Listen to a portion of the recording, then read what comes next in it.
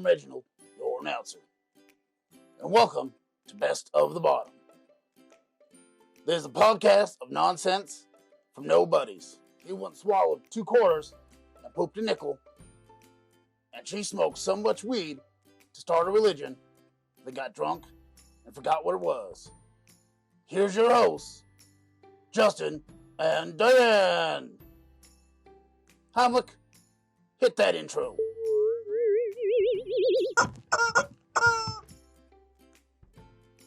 Y'all ready for this?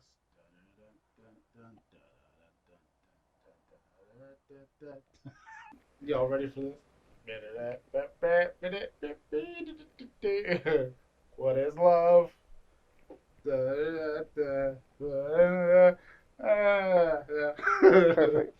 we go. There's our intro.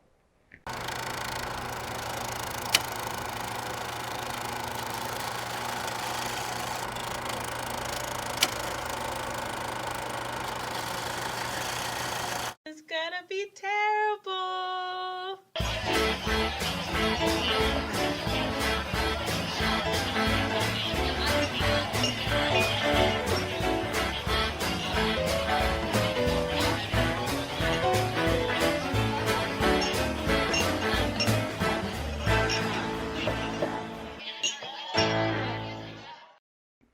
And it's time for the Bagadoo. The Bagadoo. Well, that was a delay on that. I don't know.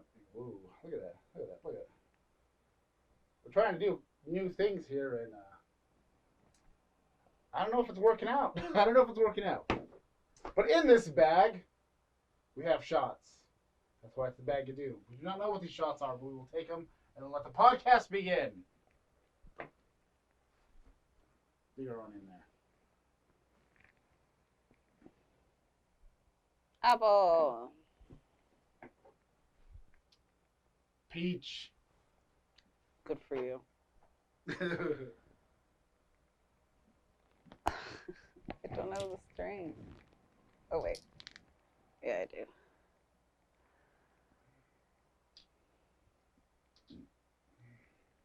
Cheers. Cheers. My good sir.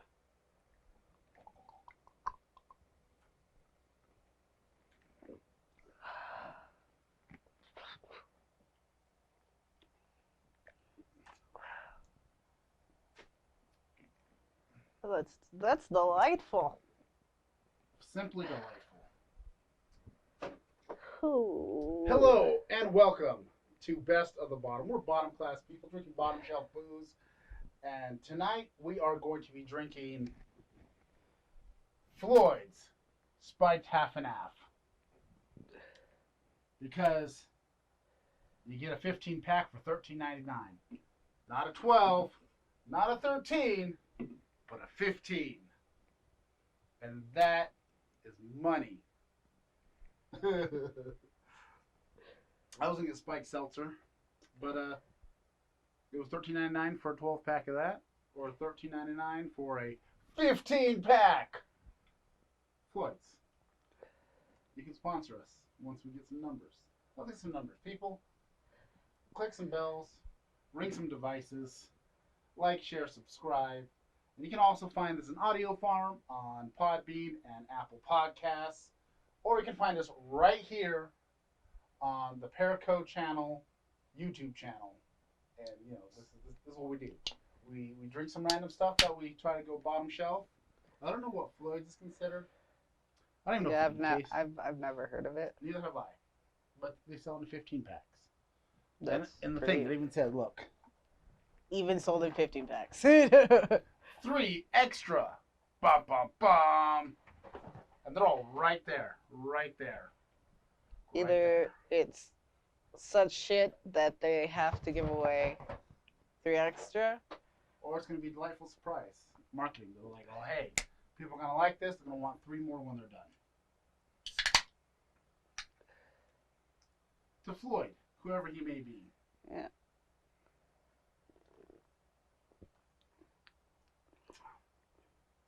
Okay, not even close to the flavors I was expecting. I kind of was, because it's got this, like, Well, iced tea looking motherfucker on well, it. I was expecting like tea and lemonade, but it's more like tea and beer with a little bit of lemon. Yeah, when we were a kid, we used to make this thing called grape, and it was like grape juice and just beer poured together. This reminds me of grape. It's like it's got the flavoring of something, but it's like tastes like beer, like old beer, stored with juices.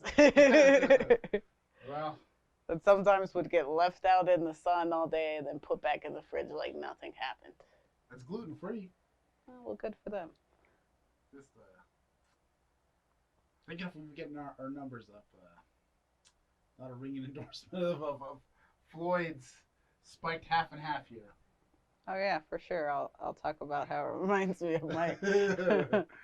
And that's why I want you to sponsor me. Because this tastes like old beer and grape juice that we used to steal from our parents. It was amazing. What a time. Like 7th grade. Ah. Maybe Floyd's is made by a 7th grader. I hope not. Kids don't drink underage. Boy, does it take me back. I used to eat a lot of lollipops back then, and I used to say "good golly gosh" a lot. I totally thought I was gonna just fall into this like Japanese anime phase, and I was gonna go Lolita and all this shit, and then. Where did good golly gosh come from? I don't know. Just your catchphrase? Just thought it was something cute. Just say it. I was like, I heard somebody say it once, and I was like, I don't hear like a lot of people say that. I'm gonna start saying that. And then it became like said so much that it was like, it became gross and just annoying, you know. Reasonable. So you just gotta shut that down. Yeah. I mean, it's not the worst catchphrase in the world, but No, but it like became like somebody would be like. It's very Ned Flanders, though. Oh, I stubbed my toe today, and then I'm just like, oh my good golly gosh, like Yeah, that's too much. I gotta be on. Oh my good golly gosh. So Karen said blah blah blah. Oh my good golly gosh. Yeah, it's best you're reading that in a bit. You would still be saying that today. Yeah, it would be so bad at 26. Oh my god. You know, we're gonna put it on a t-shirt. Nobody will buy it. But you know what? We gotta start somewhere.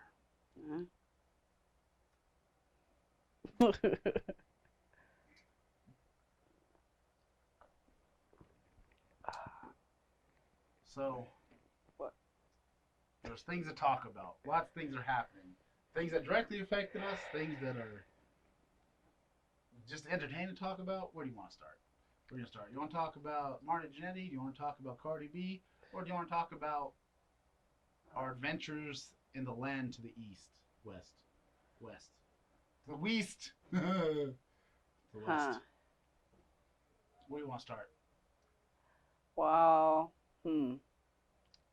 Our trip to the land of the West or whatever. That'll probably take the longest to talk about. True. Just because that happened to us. The other stuff, I don't know That how was long personal. that's going to take. Let's start with Cardi-B because there's a transitioning point there. Okay. I don't. This is your story. Oh, okay. Because all I know is the music you told me about, the song. Yeah. Well, you listen to it, so like, Yes. it's Cardi B's new song. I'm gonna pronounce it as WAP because that also leads. We'll talk about the point like that I told you first, but like, it has so many controversies around it just because.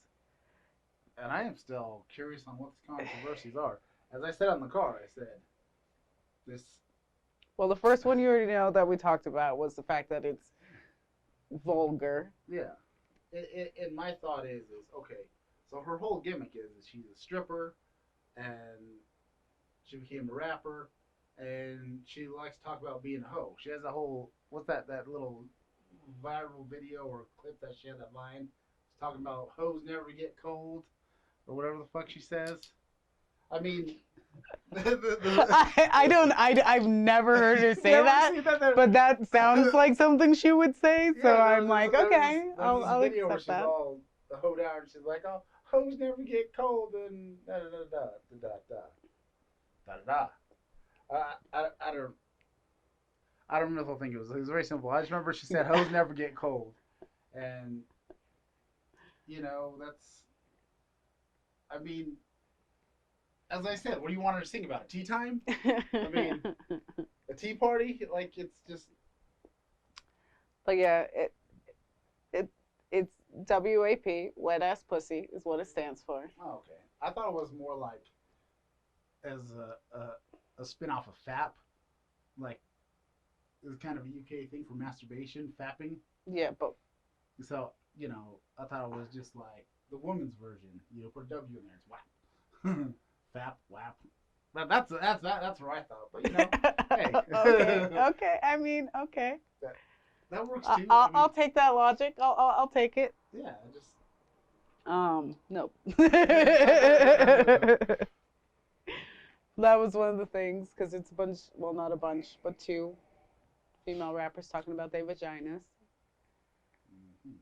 And that seems to be like a thing female rappers like to talk about, which rappers don't like to talk about their genitalia, That's very true.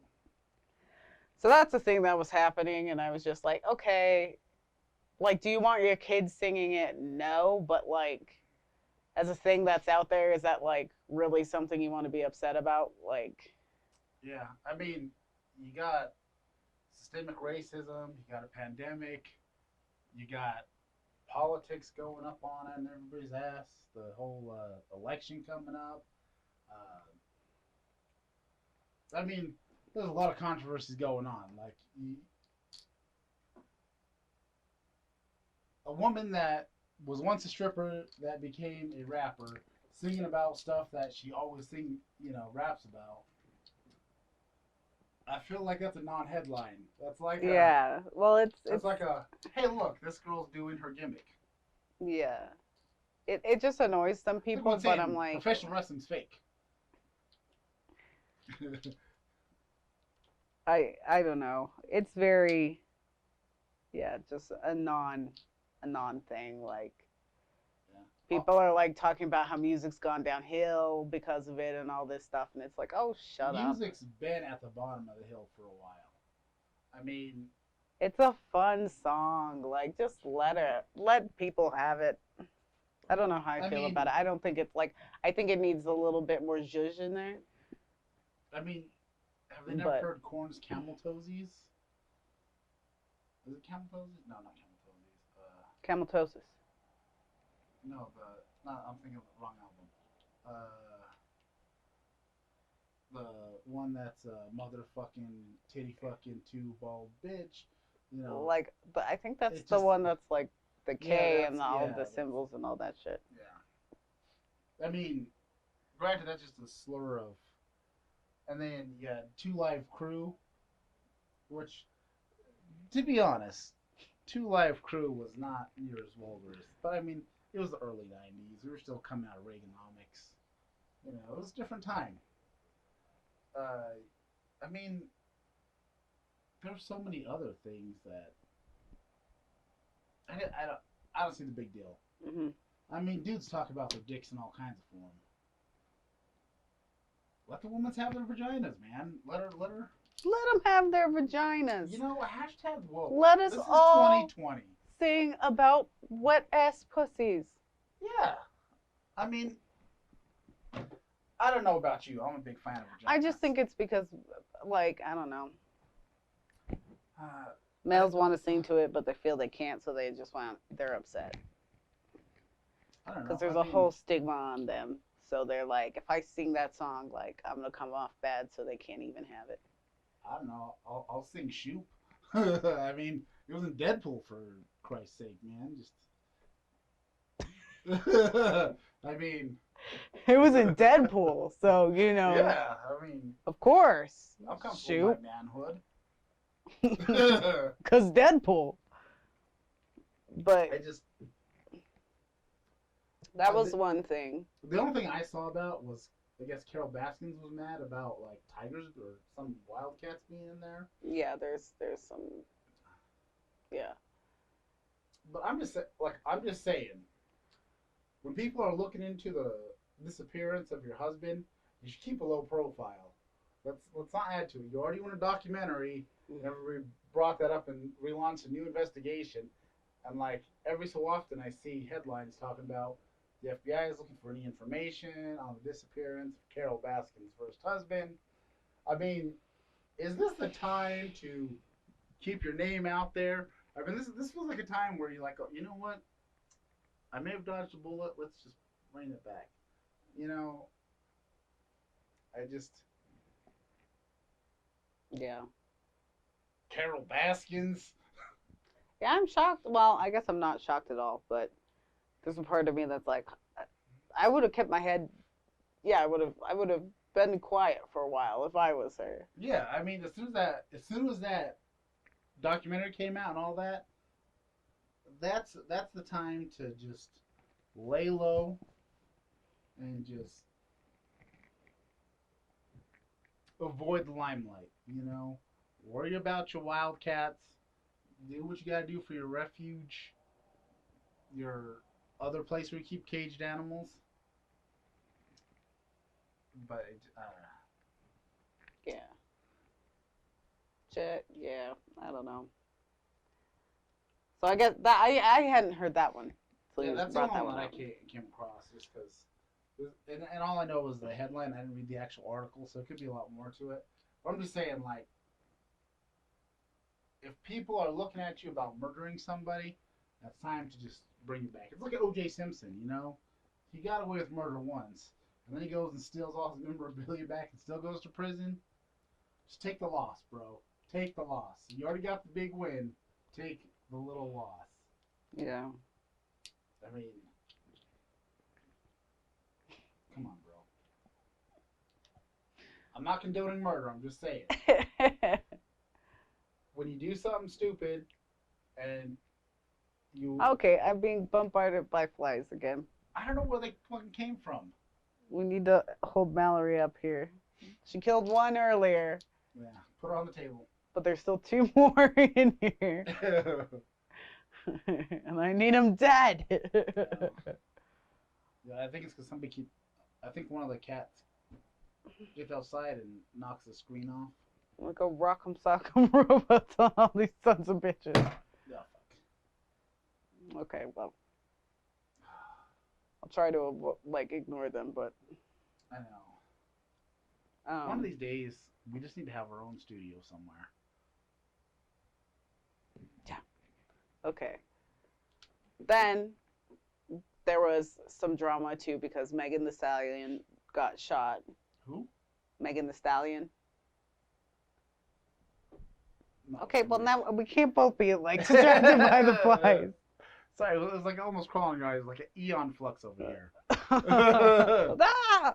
I know, they're like, shit. Who's Megan? I don't even know who Megan Thee Stallion is. Well, she's a rapper of female descent. Of who? I don't know, that's not the words I use. Just Like Jay-Z's walk away. daughter? Okay. she's just a female rapper. Okay. And take it or leave it. And she got shot in the foot or the feet. And people were... How non-gangster is that somebody came and shot her in the foot? Well, that's the thing, too. They also think it was this rapper, Tory Lanez, who did it.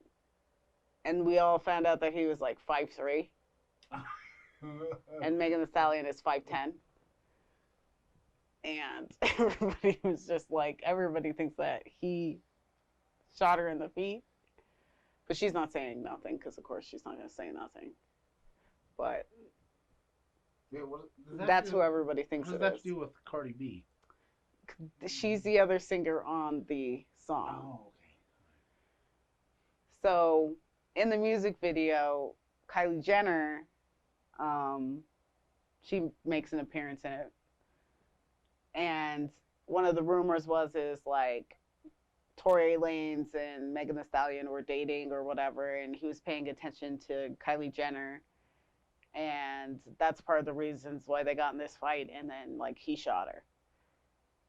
So like people were like petitioning, I guess, to get her out of the music video because they were saying that like Megan Thee Stallion should have nothing to do with her and all this stuff.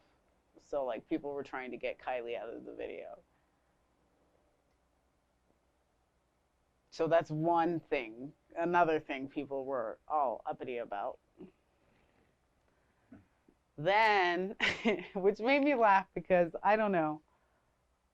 My boyfriend, he pays attention to things on the internet and I do not. And every once in a while he'll send me something. And he was showing me where this, because he was talking about like, oh, I'm watching these people rip this lady apart for saying the N-word. And I was just like, oh, like I imagine just like another Karen video, you know? Yeah. Or like something like that. And I guess it was on Twitter. And he sent me what it was about, and it was about the Cardi-B song. And it said something like, if we could just like, I don't know, because okay. I would pronounce it WAP just because if you pronounce it the other way, it's a racial slur for Italian Americans. But that's how they. That's with an O though, isn't it? Yes. But this lady decided to, she said, what does WAP mean? That's like, I'm paraphrasing, but like, that's like making a song called Nigger. And then like, talk about a double standard or something like that. And then people just was like... Was she Italian? Yes. Oh. She said Italian pride, like, all that stuff, hashtag was Italian Snooki? love. No. Okay. Actually, Snooki's not even Italian. So, it made me laugh because it's like, here this lady is, like, what I call an eye for an eye racism. She thought she was in the right. Like, she thought, like, she was like, oh, well, they used the racial slur against me. I'm going to use it back in retaliation. Did you listen to the song before and then it wasn't even... It's not like they were, like, dissing on, like, spaghetti and meatballs and, you know, whatever. She just totally... It made me laugh because it was like, oh, baby, no. Because it just made her seem so stupid. And I'm like, I get what you're saying. And how they, I guess... I double checked how they pronounce it in the song. They do pronounce it as well. Oh. I wouldn't have pronounced it as that because I've seen like Boondock Saints, and I know that that's a slur, and in these kind of times I would have just said WAP instead of WAP.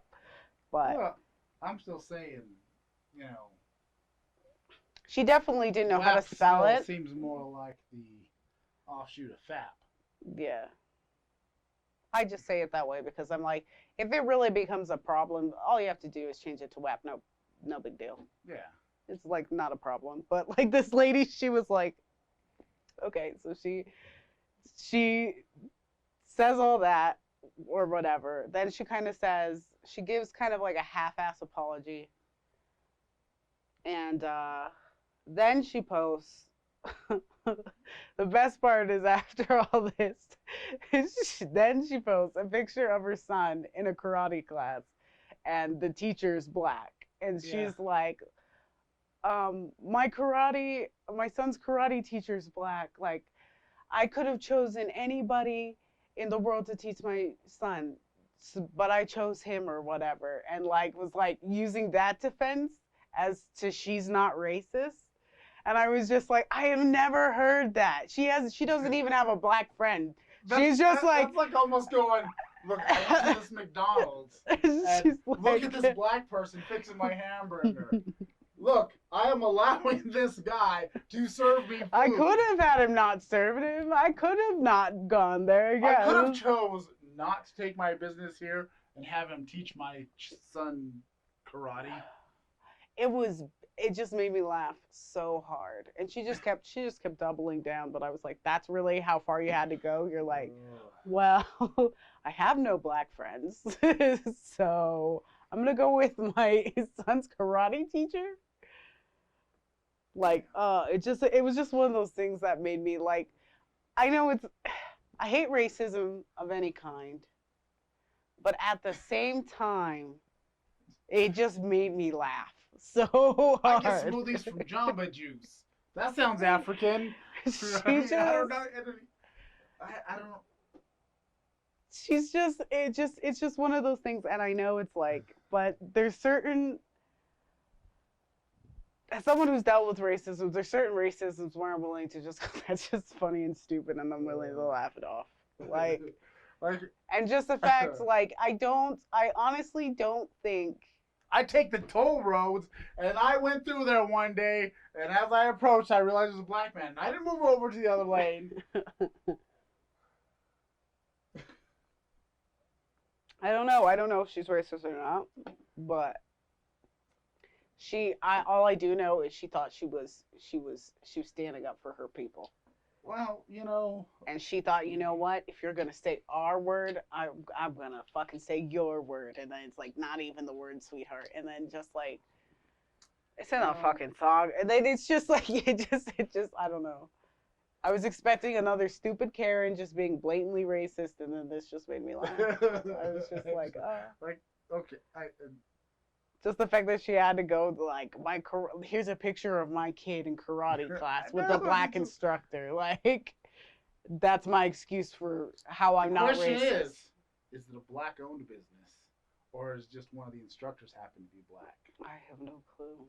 I mean, because if she sought out a black-owned business because she wanted to give them their support, I guess there's some sort of an argument there.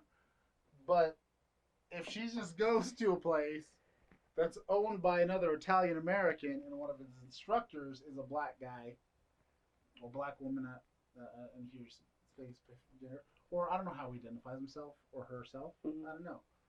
Hashtag woke.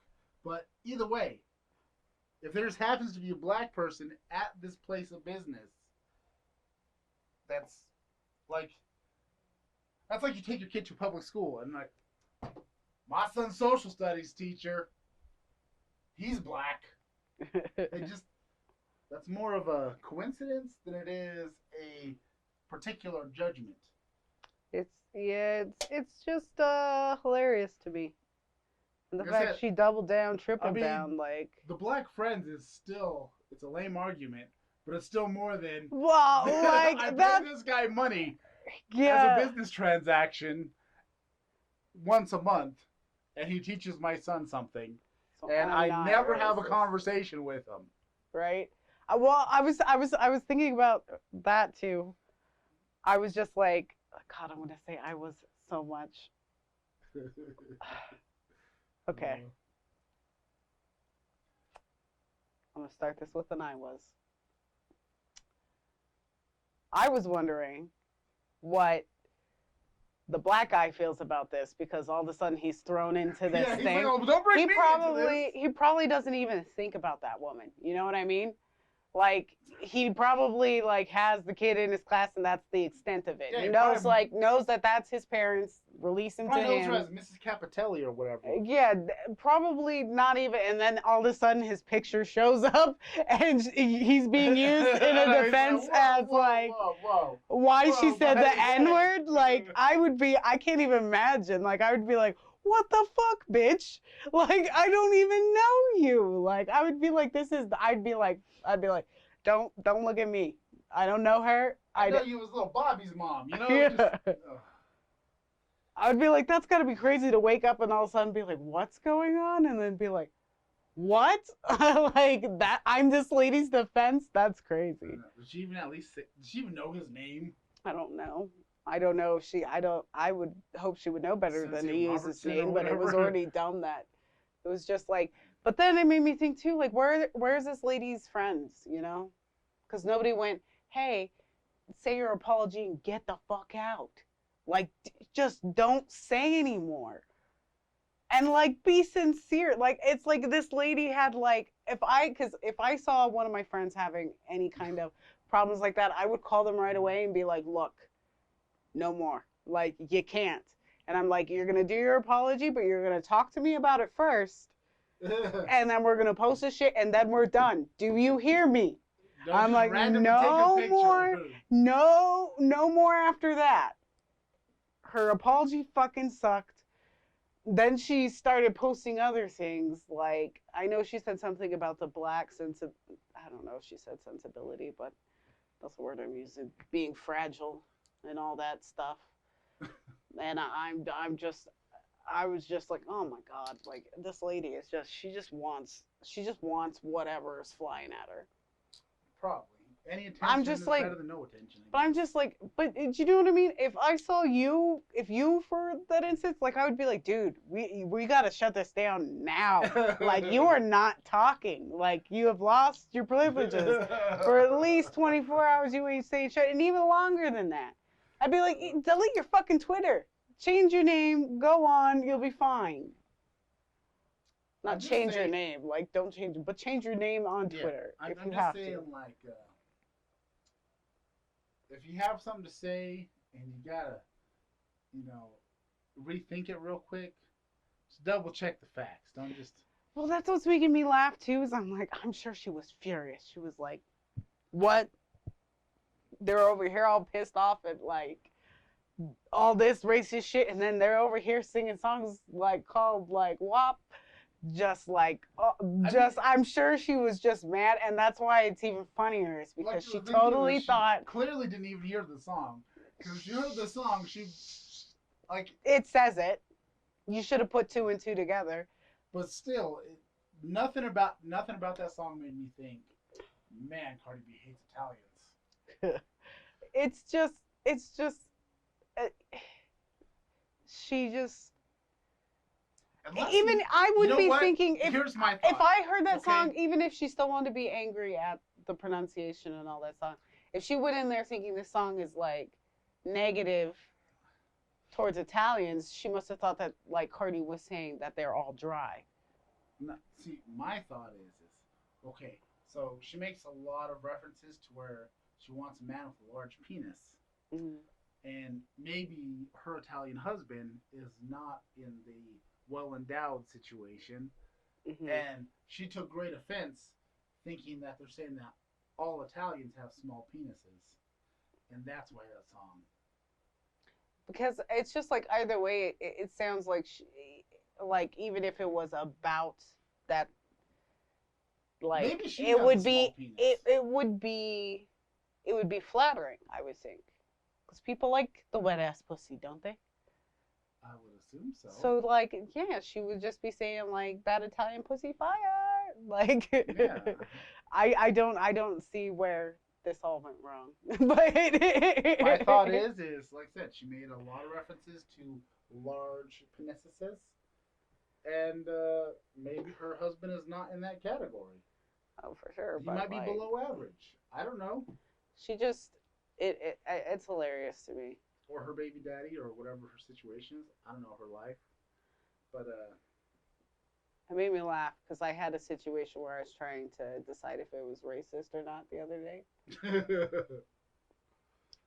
Just because, like, and to be honest, the way I look at it, anybody that's classified under the white category, you don't have a leg to stand on. I mean, granted. Well, I think she does, because if it was a racist song. Yeah. Then I think she has the right to be pissed and to be like, well, fuck that, especially if you're trying to get people not to say your racial slur. True. You can't be out here slinging other ones. So I think she would have every right to be mad. I'm just saying, if that song was called Pollock, I wouldn't be upset about it. No, but, But of course, I'm also kind of, whatever, man. I'm sure there's worse words. Every race has had their oppression periods, black people's has been the most ongoing, especially in this country. Okay, so I want you to judge whether this was racist or not. Well, next to the Native American population, that one's pretty.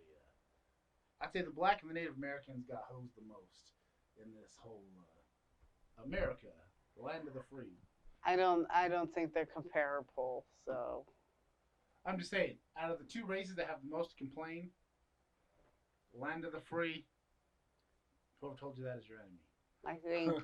I think, like you said, everybody's had their oppressions. So I think it's dumb to compare them. Like suffering is a comparable. Yeah, I mean, like a comparable thing.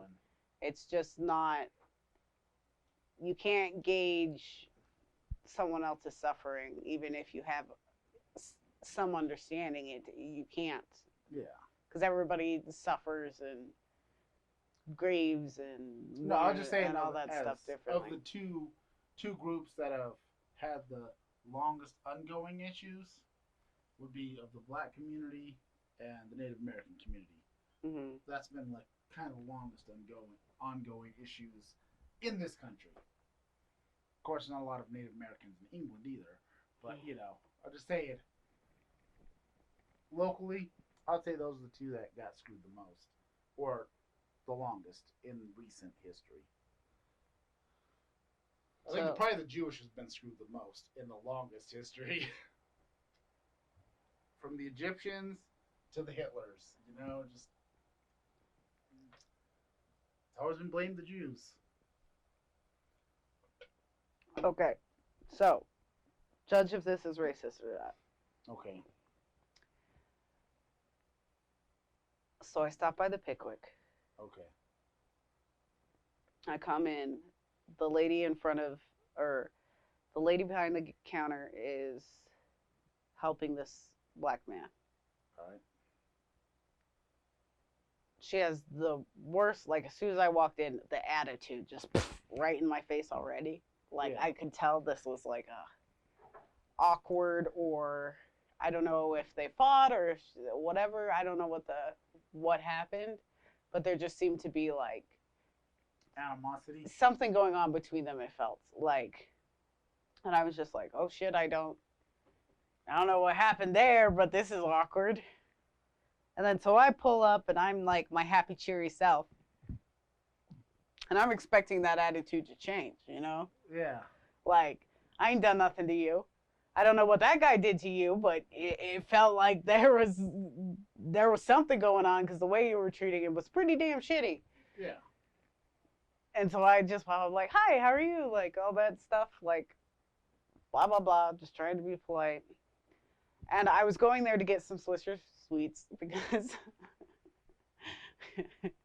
I've been mixing them with my weed to make my weed last longer. So that's been, and I don't smoke them often. And when I do, I normally go to a different Pickwick, and they have them all displayed. Mm-hmm.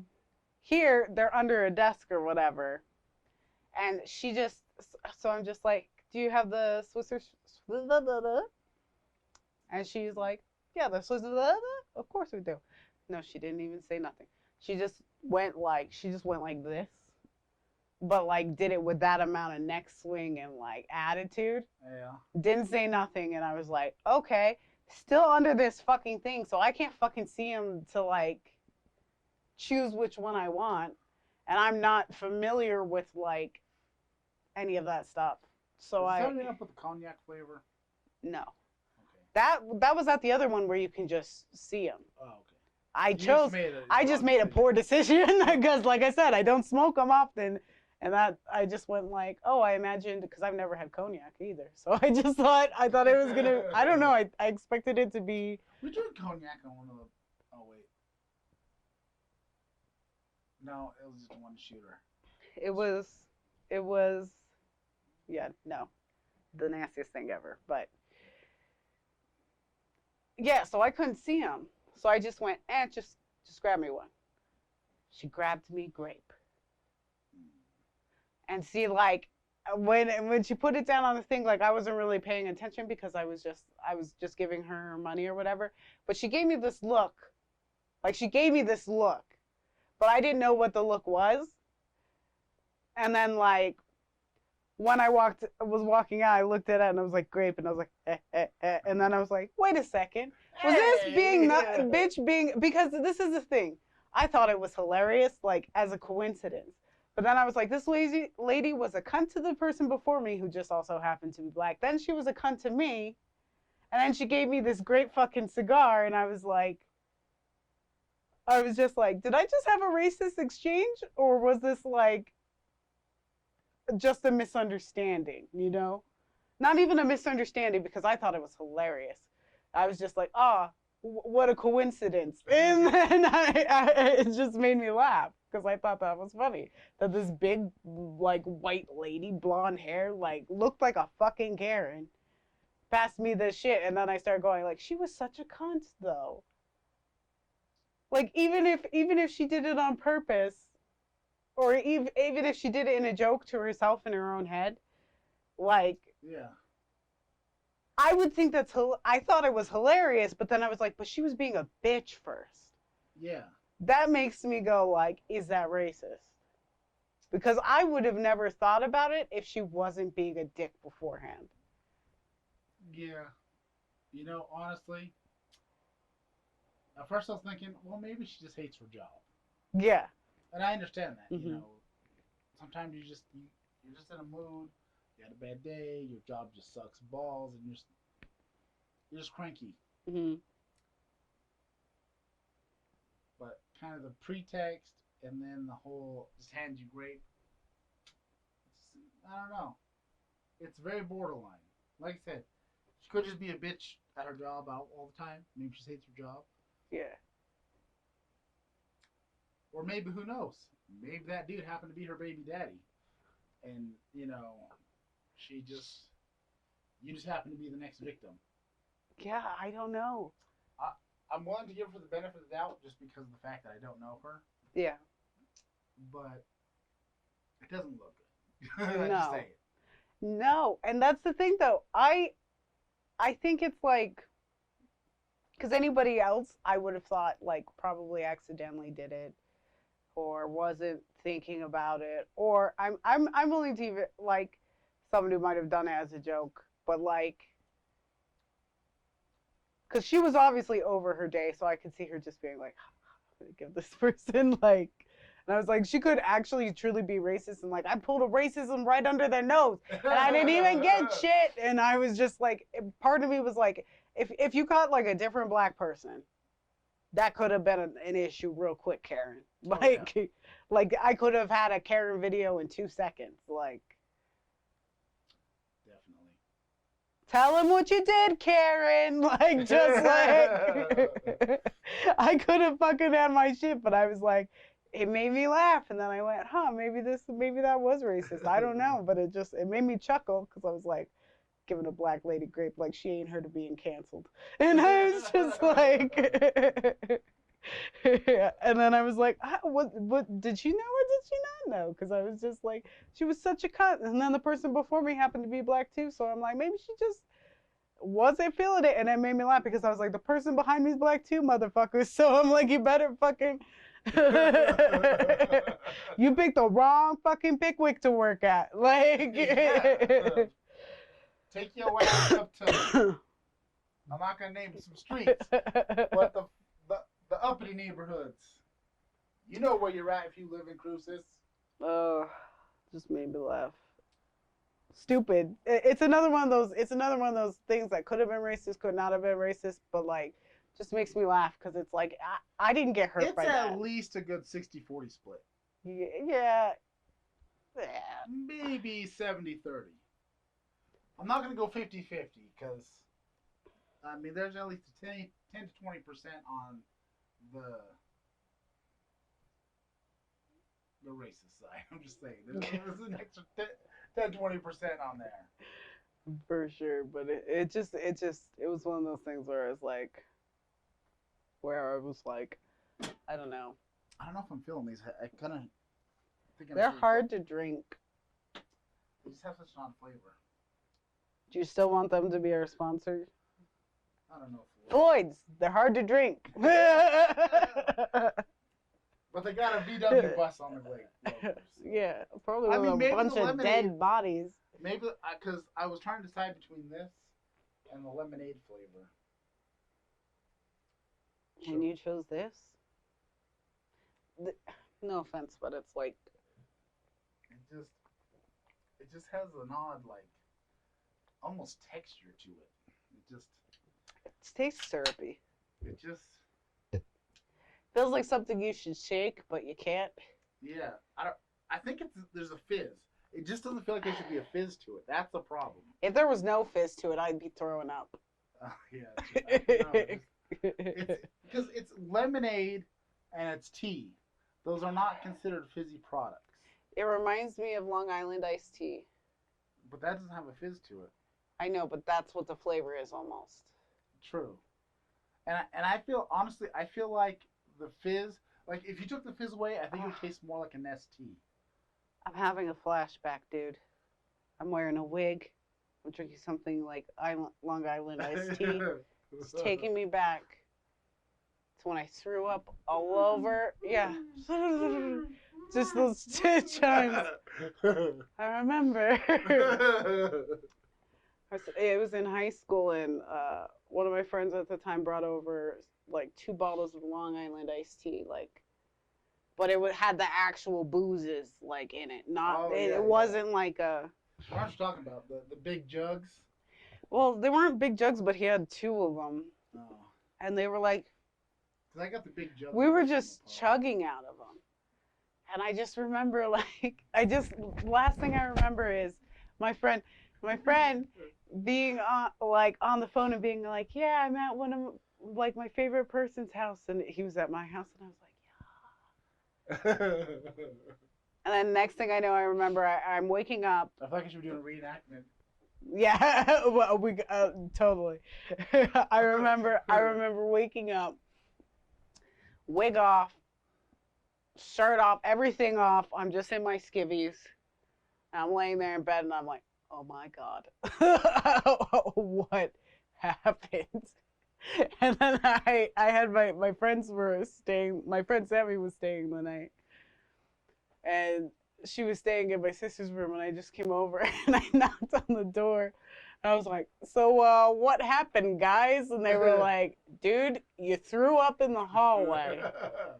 Rolled in it. I kind of remember this. Yeah. I remember you in the aftermath. You threw up in the hallway, rolled in it, got it all up in your wig, all over you, just covered in vomit. Me and Mom had to take you to the laundry room and strip you down because you were just covered. And then they were like, we sent Danny home, we got you all cleaned up and put you into bed. And I was like, oh, okay. Okay. But it was like, that's what this tastes like. Just that memory there. And then me and my friend sat up and talked about it for a long time. You taste like waking up with no memories in your undies. Yeah.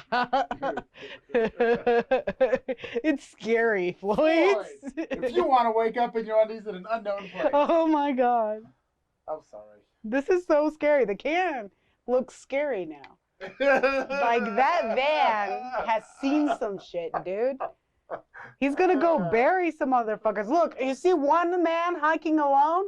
Cause he's dead. He's got a dead something in the backpack. This is oh, this is taking a turn. Sponsor. Floyd, if you I hope we don't get sued over this now. We don't have enough following. I'm sorry, your product tastes like dead bodies. Leave me alone. I feel like I'm gonna have to edit out the name now. Just Dead bodies and broken dreams of ever getting with this guy. I'm just gonna go in After Effects and put like a B in there so it's Bloids. Bloids. I don't know. No, people should know. I don't know if you have similar, things that have happened with Long Island iced tea, but don't drink this. The memories. Oh, the memories that come flooding back. I was wigless. I mean, honestly, I can't recommend the product. I thought you know, there's a reason why there's 3 more cans. I don't know. Maybe the lemon one is great. Maybe the lemonade one is fantastic. Just If you were sick though, if you were really sick, I don't know if you could heat this up if that would kill all the alcohol. Even well, if you're sick, maybe you don't want to be drunk, but also like you want that.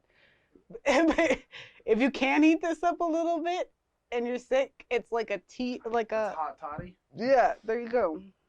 Yeah, I feel like it would fix Corona. Floyd. Fix Corona. See, we got back in their good favor, I think. Yeah, I don't know if that. We fixed it! Yay, Floyd!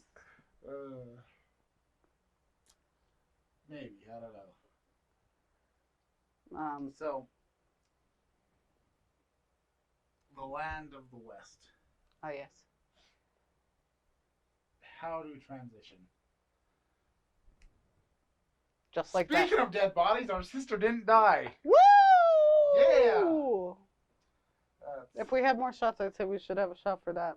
We have one. We have one shot? We have one. We didn't have an even number. Okay, well, we can divide that. And it's got to be watermelon. Justin, are you being racist? No, that's what's left. Are you making a racist joke with your watermelon? You sons of bitch? Yeah. See, I only thought that because that white woman scared me and scarred me for life. But normally I wouldn't think that about you. Got a little dusty up in here. More PTSD. Kind of been sitting in this podcast room for a bit. I think I've lost all strength in my hands. Since I'm a good host, I guess I'll take the dusty shot. Well, if you're going to make me feel guilty about it. I didn't say I wasn't part Jewish. We do have Polish heritage, as far as we know. To Debra. Debra. That bitch.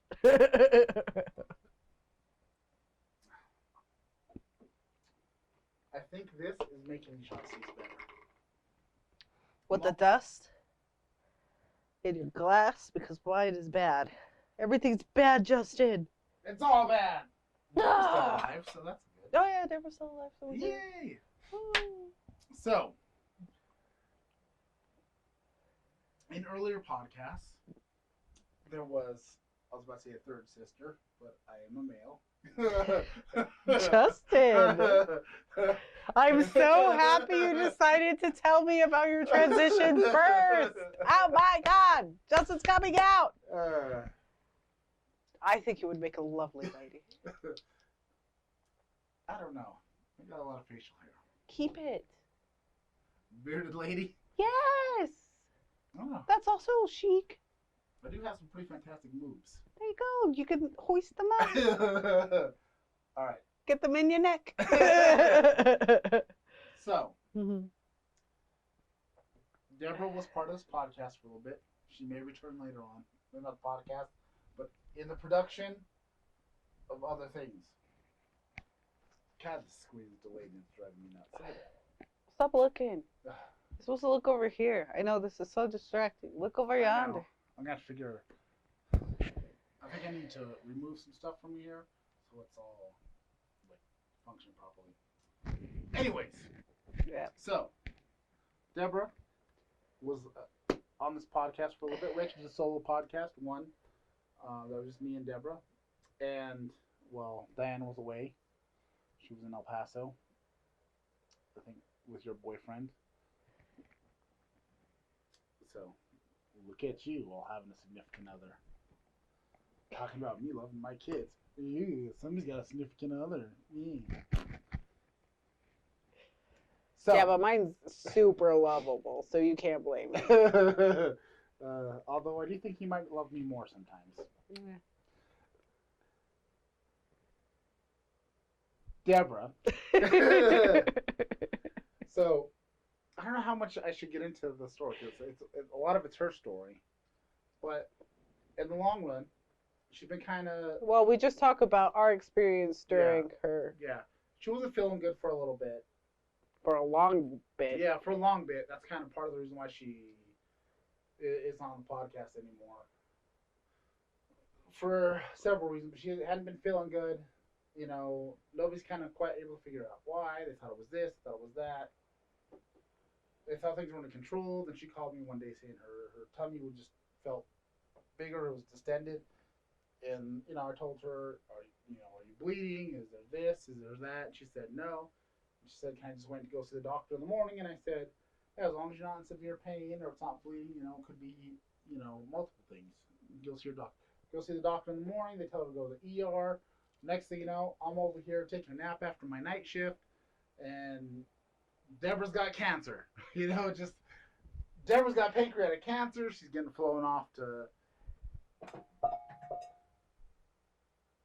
She's getting flown off to Lubbock or Mayo Clinic or there's lots of places talking about sending her. Because this is what happened, all right? I'll start from the true beginning because I actually was there for most of the beginning of this process. Okay. What had happened was Debra had a doctor's appointment with her primary care physician because this shit had been happening. He gave her all this other stuff that he thought had something to do with like acid reflux. Yes. So he gave her all this stuff for that. Boom, she goes to the doctor's appointment and he was like, your belly shouldn't be this hard, or there's no chance of you being pregnant or anything, blah blah blah. She was like, no. And then he was like, well, this is quite peculiar. I'm going to have you go to the ER. So she went to the ER, and from there, like, because I got to see her each time, and she was still convinced it was, like, not going to be a big deal. Yeah, because didn't they send her initially because her blood count was low? Yeah, hemoglobin was low. Well, they didn't know that at first when the primary care physician sent her there.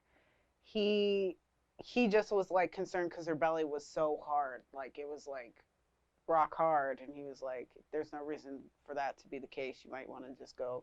If the medication I gave you isn't working, then you definitely need to go to the emergency room for more tests.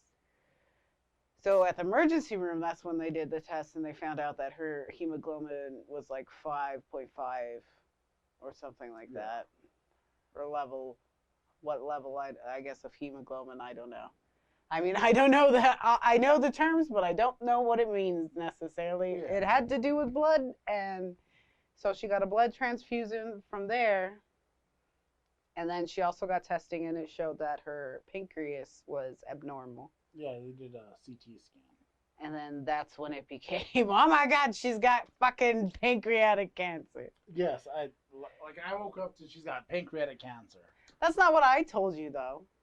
No, that's what Mom told me. Because then, okay, so all this was happening, right? And then Mom's like, I haven't gotten a hold of Justin or whatever. And then I was like, well, I'm definitely going to get a hold of Justin, because I was just like, I'm not about to be the only like other person going through this right now too. So I was also like, and if Mom wants to talk to him, and I was like, I don't know. So I kept calling him, and he was sleeping, and I was just like, wow. Well, I was pretty sure he was sleeping, and I was like, I don't know if I should go over there or what, blah, blah, blah. And then, so I called his kids. Nobody answered, of course.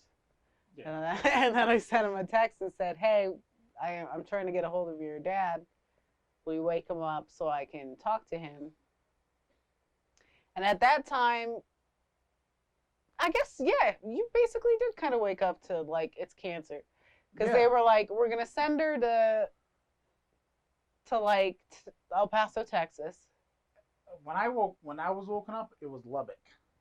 Yeah, the first thing happened, it was going to be El Paso. Then they said, El Paso can't take her, everything's full.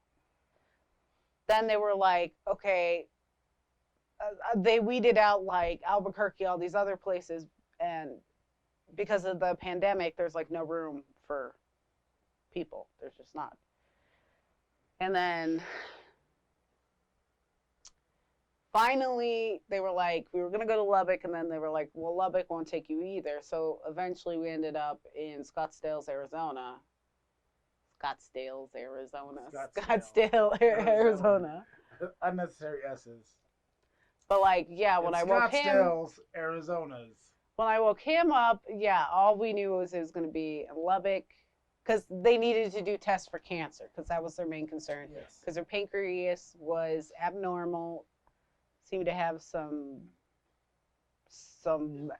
abnormality crap. I don't know if it was tumors. Like, it turned out, well, I don't know. We're jumping all over the story, but yeah, she had an abnormal pancreas. It was a whole thing. She getting sent off. I think by this time when they were getting ready to fly her out, I had finally woken up. It's been several hours. I call my mom, check on what's going on. They still haven't. They finally figured out where they're gonna send her. They're waiting on getting an airplane. So they finally get a flight situated. I decide, you know what? I'm gonna go over there. I'm gonna wait. I'm gonna just kind of hang out by the ambulance bay, and so I can at least give her a hug, just on the off chance. This is the last time I ever get to see her, because at this point she's got cancer. She's being flown off. Plane crashes. From what I know, Debra's in like the worst shape of her life. she was. Wasn't in really bad shape. She was in really bad shape. She already had gotten, I think, 2 transfusions in the ER.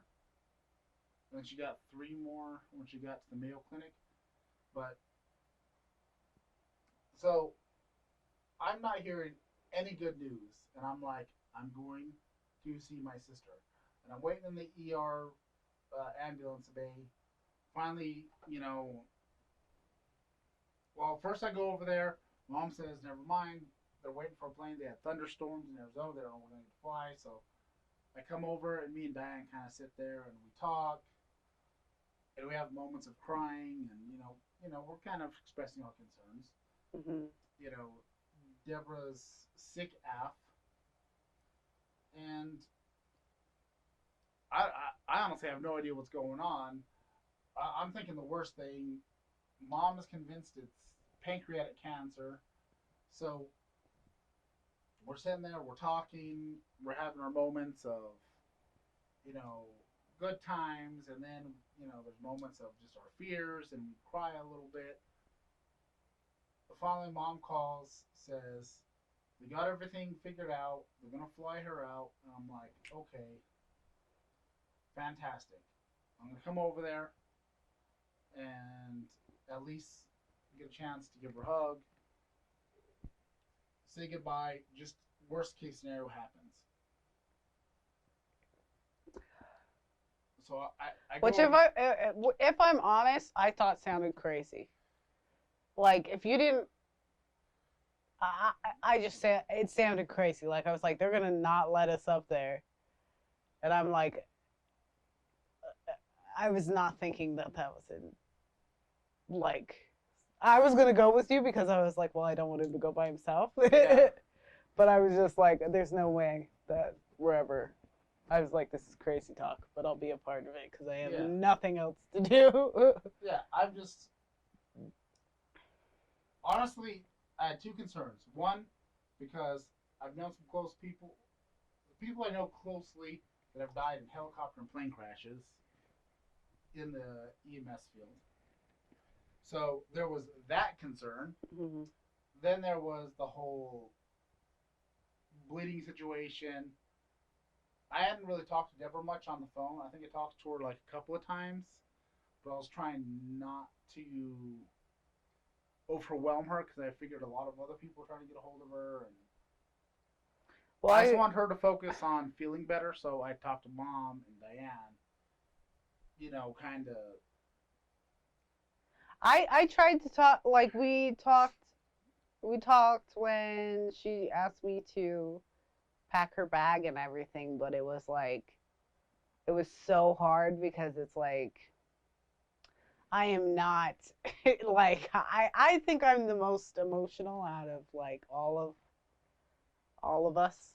So like me trying to not be like, because even before she went, even when she was just going to her like normal doctor, I was like, before you go, give me a hug, because I'm a big sappy fucking baby like that. And I was like, you're gonna give me a hug. And she's like, it's no big deal, Diane, it's no big deal, I'm gonna be fine. And I was like, give me a hug anyway.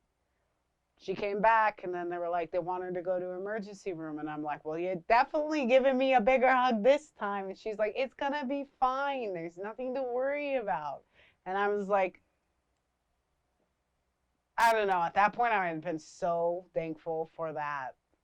Like, me being such a fucking sissy about everything, because I was just like, oh my God, like, and then that was something you expressed to me, because even before we went, you came over to the house and we were talking and we were having our moments, and like you expressed your concerns about like not saying goodbye if shit did happen, and you were just like, that's why I was also like, yeah, I'm down.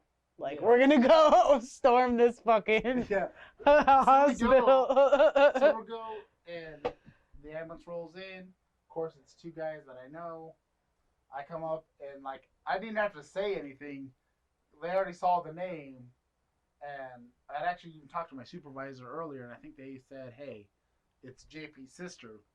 So as soon as I walked up, both of them come and give me a hug. I talked to them. One of them I'm actually pretty close with, for the most part. He's actually only a little bit older than my oldest son. He's only like, I think he's 21 now. He had his 21st birthday just a couple days ago.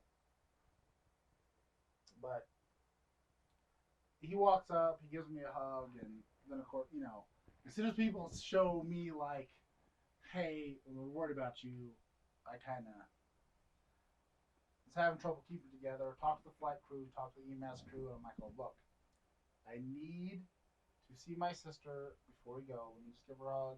I'm like, oh yeah, cool. So sit down, I'm waiting, and then security comes out, and she tells me I can't stand there back there and wait. And that's when I got mildly hostile. I was like, no, I'm gonna wait right here. I work for this damn company. I've been here for so many years. I've done enough. I'm gonna wait here. I've already talked to them. I'm back here more than you are, so I'm gonna wait right here. Said, I'm not mad at you, but I am firm, and you can tell that doctor to fuck off if he wants me to leave. Yeah, it was, because we had discussed it too, because I was like, I was just angry. I was mad for so many reasons, just about like, I'm mad that all this like was happening. I'm mad that all this is happening during a pandemic, where if it was happening, we would all know sooner about this stuff. She wouldn't have to be flown 6 hours away to go even get the test to find out if she does have this cancer or not. Like, it would be just like, go to the hospital, and like, yeah, I know this shit takes time, but it was already a stressful thing made 10 billion times more stressful by this fucking stupid pandemic. And it was just like, so I was pissed. I was just pissed. And then when that lady came out, I was just like, oh, and the way she talked, like, I guess Justin had a little bit more familiarity with her. So I kind of understand how she reacted at the time. But, like, the way she walked it out, I didn't understand at first, because I just thought, like, that's how you're going to talk to strangers? Like, in a situation like this, like, you're going to come out and be like, well, we have a problem here, and blah, blah. Like, just the way she said it was, like, not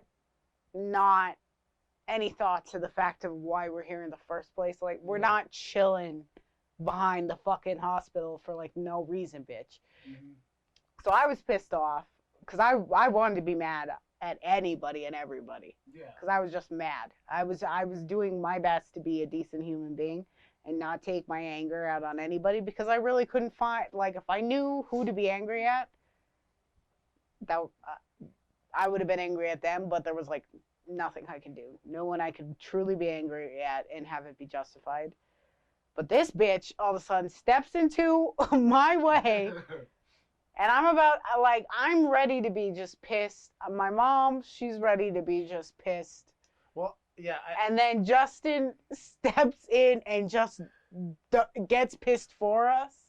Yeah, and I think it calmed like both me and my mom down right away because we were just like, like we were getting ready to see where Justin was gonna go with this. Well, I think part of the problem, I think the reason why she came out so like not sure how to handle the situation because she knows who I am. And I didn't know that, and now that I think about it, I think she came out the way she did because she was hesitant because it's hard to I think she also wanted but I also think she wanted you to also, since you do kind of know each other, to understand and also like know the rules, blah blah blah blah blah. Well, she didn't want to even have this conversation. Yeah, well that's why I even said, look, I'm not mad at you. I know what they're trying to do here, but I said I'm standing my ground and I don't care. I'm back here all the time. This is my domain. Yeah. You know, I'm here all the damn time. I'm in and out of this place every day, multiple times a day. You said, what I remember you saying is like, all the stuff I do for them, they can at least allow me to see my sister before she like. Yeah, I did. I said, for as much as I do for AMR and this hospital and everybody else. You're probably going to have to bleep out the AMR. Oh, yeah. Oh, me too. Ooh.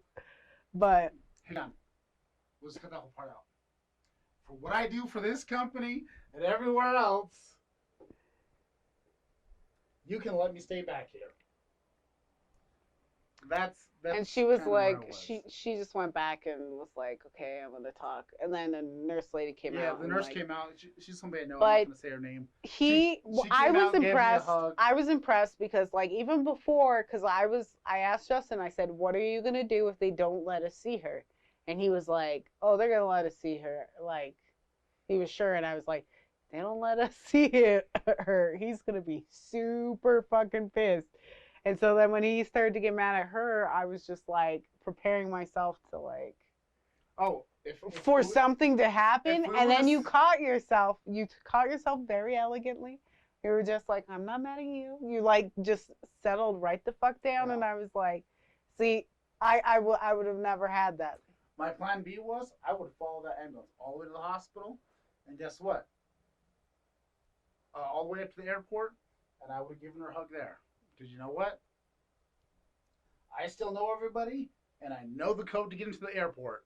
So I would have gone up there, and I would have hugged her in the ambulance, and then we'd have been gone. Because like I said, I talked to the flight crew and the ambulance crew before they picked her up, and they're very supportive. Because the flight crew was a little confused, because obviously I don't know them, I'm not from here, but they saw both the EMTs come up and give me a hug, and then kind of like, what's going on? And they're like, and I told them, I was like, I'm here. You're here for my sister, and I gave them the whole story and what was going on. And they're like, oh, okay, because they thought this was like she had been diagnosed with cancer long ago and it's been an ongoing issue. And I told them, no, this has been, for the last couple of months she's been sick. But this whole, she might have cancer thing, we've known for the last 4 hours. And that was a whole different thing. And I'm like, oh yeah, definitely.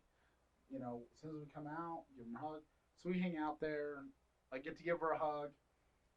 They go off to the airport. I come back home. I end up falling asleep just because the emotional stress of everything. I'm still, honestly, I didn't get to sleep very good in between the night shift and then hearing the information back and forth. So I woke up at like, I don't know, was it midnight and I called you? Yeah. It was around midnight. I just woke up having this full-on panic attack, and I wanted to call Debra, but I didn't want to call her just in case she got to the hospital and she was sleeping. So I called Diane just to make sure that Debra got to the hospital, everything was safe and sound, everything was all good. And Diane was like, oh yeah, everything's good. And then they left. What time? You guys left in the morning the next day, right? I have no clue when. Yeah, you guys left on Tuesday morning. That night was like for me, I just got super duper high. I cleaned my sister's room just because I was like, I don't. She's on my brain so much anyway, and like, since she was sick, there was quite a lot of mess. So I I just was like, well, I want her to have the best space she can come back to. So like I was doing that. I was also taking because I hadn't really had like we had our like little weepy moments, you know, but I hadn't had my like full blown like like things. So like I stayed up all night because also we had to drive down and I get car sick really bad and um yeah, so I just normally drug myself and just try to be knocked out the whole time. Plus, I get anxiety just from like people. I hate car accidents. Are like my biggest fear, and then it's like the longer you're in a car, the more likely it's gonna happen. So I'm like 6 hours. Oh fuck! I'm asking to be fucking killed, but Nobody died. yeah. Whew. Yeah. So they went up Tuesday. You guys got there like afternoon, like evening, 4 or 5 o'clock, I think. Because I called and mom had not been able to see Deborah. They pretty much had her doing procedures and testing all day. I guess they drained 5.5 liters. 5.5 seems to be the number. They drained 5.5 liters of fluid off of her abdomen, including some blood and all kinds of stuff. Mom didn't see her. Diane calls me Wednesday going, I don't know if you have to come up here. Deborah might be getting discharged. And I was like, well, I still got this and that to do. I had my counseling. Well, because in between that, in between that, because the first day we were actually there, I finally get to talk to Debra myself because once they shipped her up, I went home with my mom, and I was all like, I hope it's not cancer, you know. I hope when they go and they do these tests, it's not cancer or whatever. My mom's like, oh, she has cancer. Like, she's just like, oh, yeah. Like, my mom, I won't talk about that aspect, even if it's giggly. But yes, she was convinced it was cancer. She was convinced it was cancer. And she just, because what had happened is a lady at the hospital had said it could be the cancer. So they assumed that they were definitely had it in their head that it was cancer. It was poor wording on the nurse's thing, but also, you know. Yeah.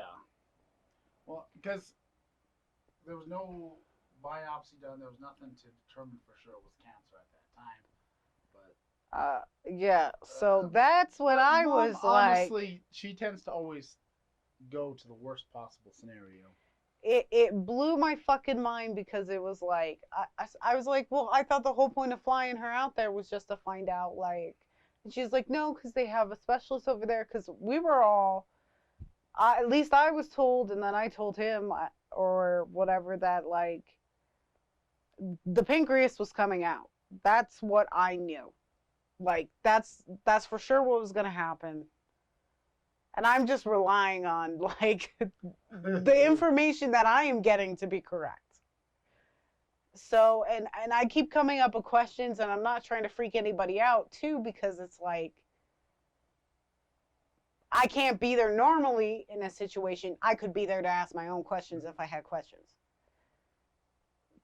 Because you can normally have at least two, at least I've seen, unless it's changed since even my mom was in the hospital, but they just had a visiting time and we could all shuffle in and then you all shuffle out. Like, yeah. So I could have eventually got questions answered, but like this time it didn't. So you just had to rely on the one other person in the room, because I'm not relying on Debra to remember what the fuck's going on. She's fucking going through shit. Like, I don't even know. Like, I'd be in fucking shock, I'm sure, for a little bit if somebody told me I possibly have cancer. So, like,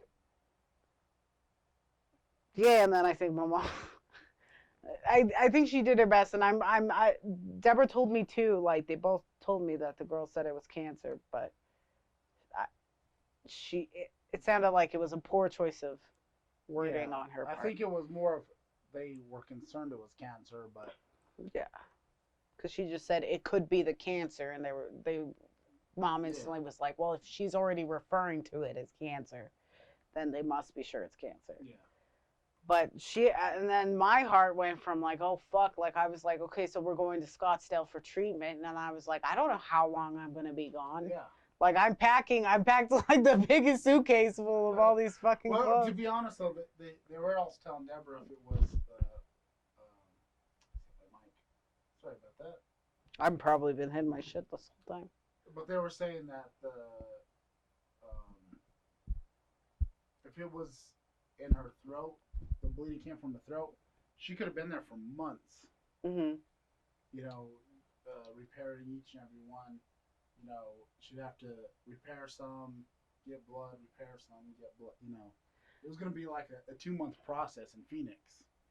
So, luckily, that's not what happened. Because the first day too, like how I figured out it wasn't cancer was I finally got to talk to Debra, and she's just like, oh, they're not even concerned really too much about the pancreas. They're just looking at all this other stuff right now. Yeah. And I was like, hold up, what? Because I thought we were scheduling surgeries. Like I thought we were like, and I'm just like, so I can calm down a little bit. Like in my head, I'm like, I'm not trying to like make it about me either, but at the same time I was like, bitch, you have cancer. Like well, the whole time was we were trying to avoid adding stress to Debra this whole time. And then it was just like, I'm over here thinking the worst. I'm over here like, and then it's like I'm talking to Debra and she's like, she's calm as fuck. And I'm like, I'm assuming it's just because she purely knows more. But it's just like, I'm like, wait, so you're not going into surgery. You're not, because I thought it was all going to be, especially like with the helicopter ride and everything, that makes it seem so much more dramatic. Yeah, well, airplane ride, it just makes it seem so much more dramatic and so much more like urgent. And it was an urgent thing because it was serious. She was bleeding internally in various places, and then like. But it ended up being, she had pancreatic cysts, which was causing the abnormality in the CT. Mm-hmm. And pancreatitis. Yeah, and pancreatitis. And then she had some inflammation in her stomach. And I guess they said there was a nodule in her stomach. So the bleeding could have came from one of those 3 places. They weren't sure. So that's where the hemoglobin levels were coming from. She's trying to get him to see a GI doctor, but I think we have 2 GI doctors in this town, maybe 1. So it's going to be a while. I think it's going to be at least a month before she can get in and see him. But, it was, so that all happened. And then she's doing a hell of a lot better. Like, yeah, she's honestly more Debra than we've seen in a while. Yeah, because there was definitely a character change there too, along with, and you know, like, her mood change, there was a lot that was different. Yeah, and then now that she actually has some fucking blood in her and has some energy and shit, she's just a totally different person, and it is so just refreshing. I don't know, like, it was crazy, like, everything happened so fast but so slow at the same time. Yeah. And like the thing was already crazy. I mean, and I feel for any other families going through shit like this, because normally shit wouldn't happen like this. She would have gone to our hospital. I don't know. I'm assuming it would have been processed faster. Less money would have been spent. Yeah. She wouldn't have had to been flown anywhere. And that's it. It's all crazy too. And then they were talking about not taking her insurance because it's through the state of New Mexico, and it's just like shit you never thought you would ever have to deal with. Yeah. During a pandemic or otherwise, like it's just like that whole thing too. Because like while my sister's in the hospital, like possibly with cancer, like she's over here like I'm never gonna have money again. She's like, even if I fucking survive, I'll never have money again. Yeah. And that's like just a crazy thought to have while you're possibly like kicking the bucket. Yeah. To have to think about like, even if I do survive, what am I gonna have? That's insane. And that made me want to just like, because it's just like I was already like when she called me, I was like, I just got to stay strong for this. But I'm like, I'm the biggest crybaby out of them all. And it's like, whoo! And then she was crying. And then that made me want to cry. And I was like, I'm not going to cry. It was just hard. The healthcare financial system is a whole other complaint in itself. But I just want to say this, that I'm glad she's still alive. I was talking to this because No, I just think so that's something to think about, though. yeah, like I was saying, I've been doing the counseling stuff, and when I was talking to the counselor, I will say the positive aspects I took out of this is the relief of not having my sister die. You know, our sister. It was helpful, and also being pulled from my bubble, and we went to Phoenix, and then once she got discharged, we actually got to spend some time together. We hung out in a jacuzzi and then a pool, and we got to it just got to be the siblings together, just chatting and being outside of our normal bubble, and it felt nice to be able to just connect. Felt relief. It made me appreciate a little bit more things, got me more motivated to do some stuff, and just happy that my sister's not dying. Yeah. At least not right now. I mean, we're all dying, but just at different rates. But there's a lot of good news that came out of it. We got to spend some time together. I was impressed by how fancy the place was. Oh my God, that was for sure. Yeah, There was that Justin rolls up. I I don't know what time he got there. I think it was after It was 11. about 10, 11, something like that.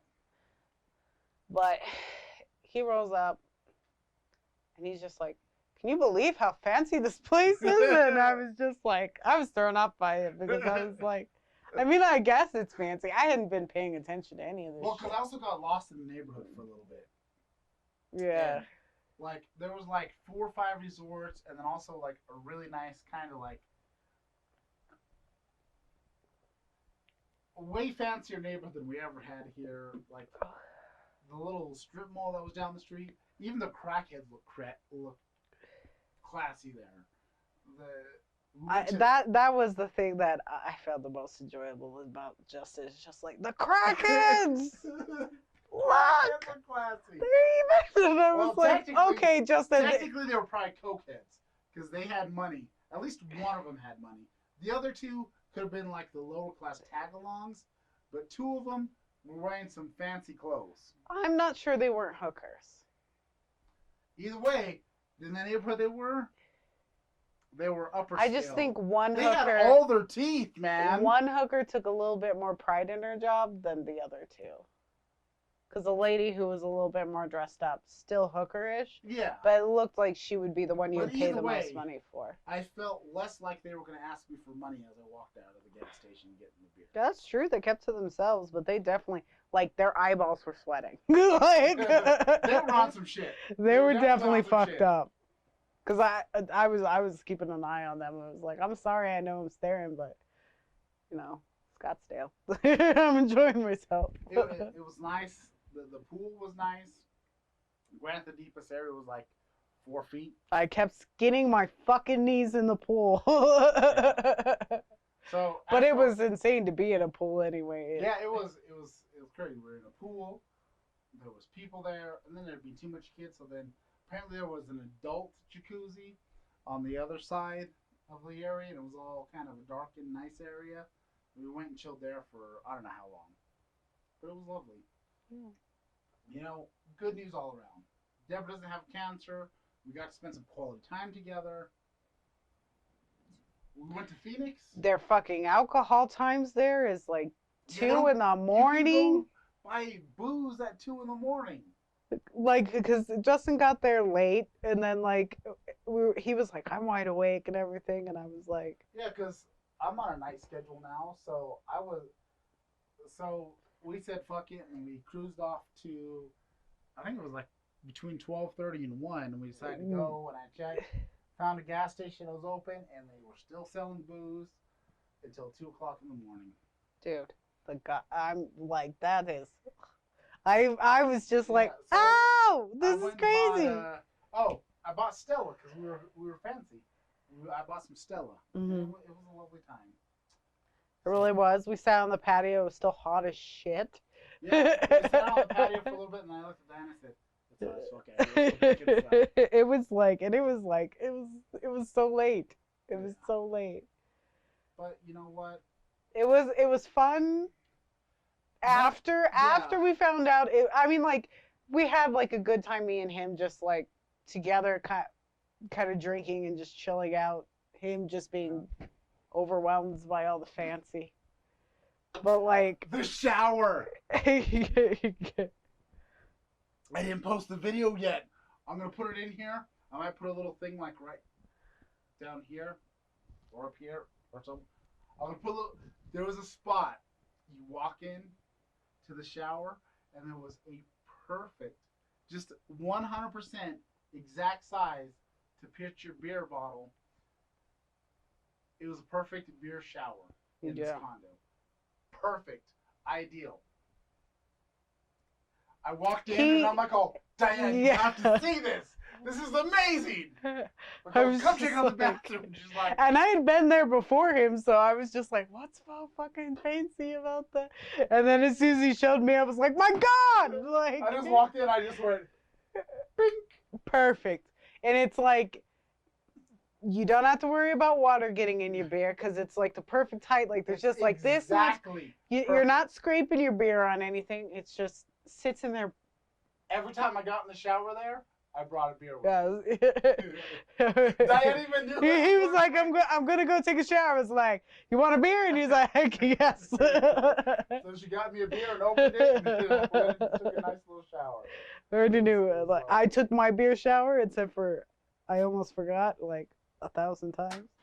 So it was great. After all the drama and the trauma and the fear, there was a lot of relief. There was enjoyment. There was like the full circle of Zen. Yeah.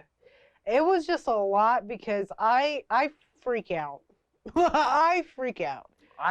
And I was like, I was doing my best. And it was funny too because I had been up all night playing No Man's Sky with my friend. And we were talking on the phone and I was like, yeah, my sister's going to the doctors and everything. And he's like, don't worry about it. And he's like, you know what? And then I was like, you know what? For the first time, I'm not going to worry about it. Like, we'll see what happens. And then all this shit started to happen. I'm like, what? The one time I try not to like fucking flip the fuck out. Like, all this shit happens. I was like, I really was like doing good. And then all this shit started happening. I was like, oh my God. Oh my God. Like, it's just like bad news. It just like kept escalating. And I was just like, fuck, dude. And then when it was like, because that's another thing that happened with Debra that I don't feel like I can necessarily talk about, but there was a circumstance where because me and my sister have only been forcibly split up since we're twins. Yeah. Twice now that I can remember. One time before, where she was also in a hospital-like situation, and then this one. And it was like, well, yeah, and I mean forcibly, like me and Debra have lived apart, but that was on our own terms, you know? Yeah. So this was just flipping me out. I can't remember where I was going with it. First, you've only been forcibly split apart twice. I know. Feelings. Both times worked out. So far. Oh yeah, but like, she Twin came. magic. She ended up the day that the first time she was supposed to come home, and then they told me like, oh, she's not gonna come out. Then not like maybe not an hour, like maybe 2 or 3 hours later, my mom shows up, and I'm cleaning like crazy because that's something I do also when I freak out is I clean, and then she pops into my view, and the first thing out of my mouth was, I'm gonna kill myself.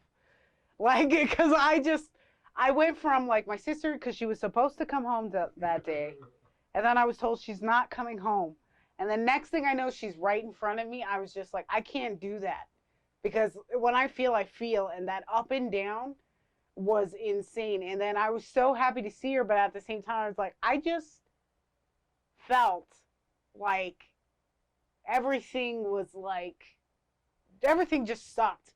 I was so upset. I hated life. Like, and then you pop up, and I'm so happy to see you, but at the same time, I'm like, dude, I was just way the fuck down here, like, not that long ago. You're gonna have to give me a second to catch up, because I was already up here. You dropped me way the fuck down here, and now I'm back up here. You can't do that to me, because I can't. I emotionally can't do that. I don't do quick change emotions. It doesn't work like that. Yeah.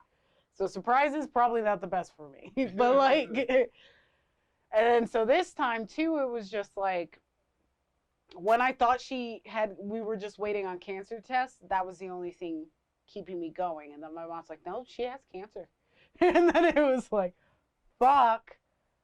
And then I was talking to her on the phone, and I'm like, happy to be hearing all this news about stuff, but I'm also like, bitch, you have cancer. Like, it takes me a second to be like, hold on. Like, I can't, I'm so happy to hear that they're not thinking that, but like, I'm also like, wait, what the fuck's going on? I can't do, my brain is not, I can't. I just remember you telling me it was like, one day, my sister has cancer, she's going to die. The next day, you don't have cancer, you're going to be fine. And it was like, the whole time you're like, oh, this bitch doesn't have cancer.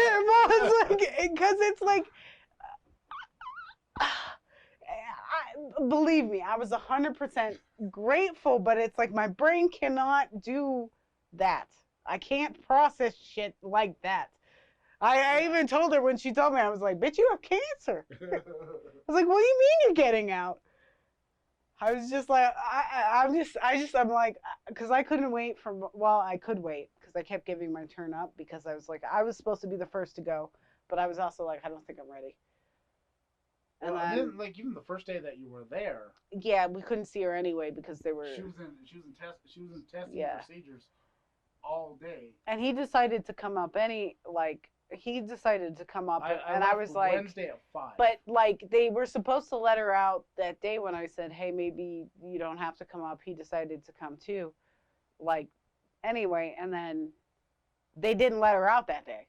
Yeah. And then I was like, shit, maybe they're not ever going to let her out. So I was like, if Justin wants to go before me too, I'm also okay with that, because I'm here indefinitely. Like, yeah. Essentially, I ended up just picking her up from the hospital. Yeah. Which I just want to say, my mom and directions, not compatible. She tells me, just Google Mayo Clinic, it'll take you right to the place. There's at least 5 different Mayo Clinic locations in Scottsdale and Phoenix. So I'm cruising along, and Dad's like, where are you at? And I'm like, oh, I'm on my way. Cause he calls me and it's like, Mom wants me to pick you, because we were in 2 different like resort things. Condo areas.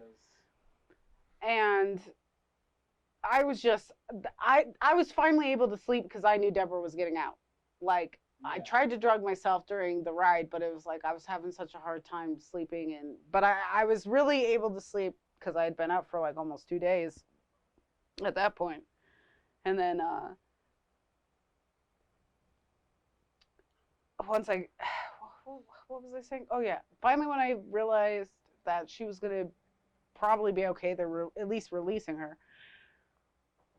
I was so goddamn tired. And then Justin calls like, I'm gonna come get you. And I was like, the fuck you are. I was pissed because I was grumpy. I was trying my best. I really was. But because like I was ready to kill somebody, anybody. I was like, just test me, anybody. And then it was like, I finally was getting to sleep because when I was sleeping at my mom's where we were sleeping before, I was sleeping on the couch. And then it was just like a room and then like kind of like a kitchen area, but it was all like it might as well have been a circle hallway, and it was so tight, and it's like there's no way I'm ever gonna actually get some sleep here. And then when we were in the other one, like we still didn't even have that separation. It was better and it was worse at the same time, but it was like, and then like he left, so I was just sleeping like a fucking baby. And then he called me, and I was just like, I was like, I was like, I'm gonna call mom. Like he was like, mom gave me these instructions, and I was like, the fuck you are. Basically, I was just like, I'm gonna call her, and I called mom, and I was like, what the fuck's going on? Because I was like, and she's like, that's not what I said. That's not what I said. I'm like, well, I'm not going anywhere. I don't care. It's like, I don't care what problems you're having right now. I'm tired. Like I didn't say any of that shit. I was just like. I was just pissed. I was about to have a fight because I was just like, and then she was like, we haven't gone swimming yet. And I'm like, I don't give a, I was like, what does that have to do with me? I'm like, I shouldn't be even talking to you right now. I was just like, I called him back. I hung up on her, which I got away with because she was having problems with her phone anyway. But I was just like, I'm not doing it. I'm not doing it. I had seriously, and I was trying to keep all the friends and everybody updated, but I was just like, I can't even. Yeah. I'm like, I'm not about to like call you all separately and all that shit either. I'm just like, but I'm not texting either because I'm done. I'm tired. When I called Diane, as I told her, I said, Mom told me to come pick you up. I'm gonna take you over there, and then you can go sleep over there. And she was like, fuck that. And I'm like, I said, look.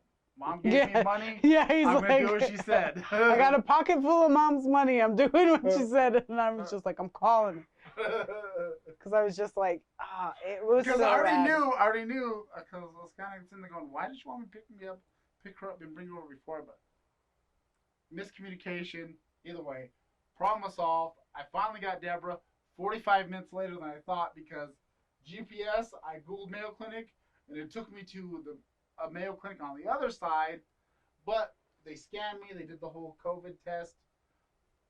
I strolled up to the next one, and I just want to say, those people in the Mayo Clinic are the kindest people I've experienced in any hospital setting. And I've been working in EMS for 15 years. Kind people at the Mayo Clinic. Kudos. Yeah, my sister, they helped the shit out of my sister. And they were so helpful. They treated her so well. They didn't even give me any hassle at all. Just like, oh, I'm sorry, you know what. Another thing that I found interesting too, because like everybody talked, like the people there were really good about being supportive to my sister during a time where like none of us could really be there. We all wanted to be there, but we couldn't. And I think they did a really good job of making her feel comfortable. And so I'm really thankful for that. Thankful for them actually, you know. Well, even when we left, like Debra was saying, they were so nice to me over there. Yeah. And one... I just want to say, the two nurses that were at Mountain View here, they were also very kind. And I appreciate both of you. The two of you know who you are. And I think at least one of you personally, because I haven't seen the other one yet. But you were fantastic. I did. Claps all the way around to everybody. Good job. His sister's still alive. We're very, very thankful for it. Although I did think somebody was going to be out of the running for the chest, or either definitely won the chest, because I'm like, she survives this cancer shit. Chest. The fucking chest is hers. I know. We have like a family. My mom has this chest thing. It's cherry wood. It used to be in my room for at least 5 years. And that's kind of the thing we fight about. Yeah, it's like one of the nicest things our mother has. And we're just like, when she kicks the bucket, the cherry chest is ours. one of us is going to get it. So we're fighting for affection just for that. All right. I just want to talk about one last thing that's currently in my hand. Oh, yeah. Before we close out this podcast, the condo we had has these little tiny salt and pepper shakers. And I took one. It's not even open yet. The seals are still there. When I first walked through the door, it was the first thing I noticed. I was like, these are the cutest salt and pepper shakers I have ever seen in my whole entire life. Then Justin walks in. Well, no, Mom and Ralph walk in. No, Justin walks in first, and then he's all like, are those salt and pepper shakers? He was just like, they're so cute. And I was like, right? I haven't even brought myself to take the seal off the top of them. I don't know if you can see it, but Then Mom and Ralph saw them, and they were like, ah! Like, I was like, that's the first thing everybody notices walking into this fucking thing. It's like, yeah. So these salt and pepper shakers, like, out of all the tragedy that could have happened, it was all averted, and I took home some cute salt and pepper shakers. They're gonna stay in this podcast room for all of eternity, and I'm probably gonna sit right there. probably got charged $20 to my mom's credit card for stealing them. I hope not. Well, no, they're disposable. They're clearly disposable. Well, in theory. Anyways, We didn't know that. They didn't say, hey, by the way, you can throw away the salt and pepper if you feel like it. COVID. Anyways, we're gonna wrap up this podcast. Good news all around. You know, cancer-free is the way to be. If you're not, Yeah. you're still hot to trot. I'm happy. There was a lot of good news. That was bad. There was a lot of trauma. There was a lot of anxiety and angst. Everything's good. Don't be racist. Cardi-B, keep doing you. You know, that's your shit. Proud and loud. Don't admit to killing people on Twitter either. We didn't talk about that. Marty Jannetty, don't. Stop it! Or continue. Either confess all the way or shut up. It's just, if you got away with something, don't fucking bring attention to yourself. Jesus Christ. Well, I mean, maybe guilty conscience. Justice. Either way, that's a whole different story. We didn't even get into it in this podcast. Google Marty Jannetty and homicide, or just Marty Jannetty. just Like, Google he hasn't Marty done Jannetty. anything in a It'll while. show up. Marty Jannetty, Shawn Michaels' partner. It doesn't matter. Wrestling's great. Marty Jannetty, you got problems. Sort yourself out. And this has been Best of the Bottom. We're bottom class people drinking bottom shelf booze. Please like, share, subscribe, hit that bell. I believe we're going to Twitch soon. We're going to try to do some live streaming. I'm still sorting it out. I'm trying to bring this all to the forefront. Anybody that listens to this now, we love you. We appreciate you. And if you're listening to this in the future, we love you and appreciate you too. We can't do this without your support. Even though we're doing this without any support right now, I'm going to keep doing this because I want your support. I need your support. I love you guys. And it's all about the love. It's all about the love. You know, so like I said, like, share, subscribe, tell your friends about our shenanigans. We'll tell your friends about your shenanigans unless you don't want us to, because we can keep secrets. We love you. Bring it in. Hugs all around. Stay safe. We're going to do an unboxing here in a little bit. Good night. Oh, I forgot about the Good intro. Tastes pretty good. Reginald here, and if you like that, you'll like the videos appearing before you now.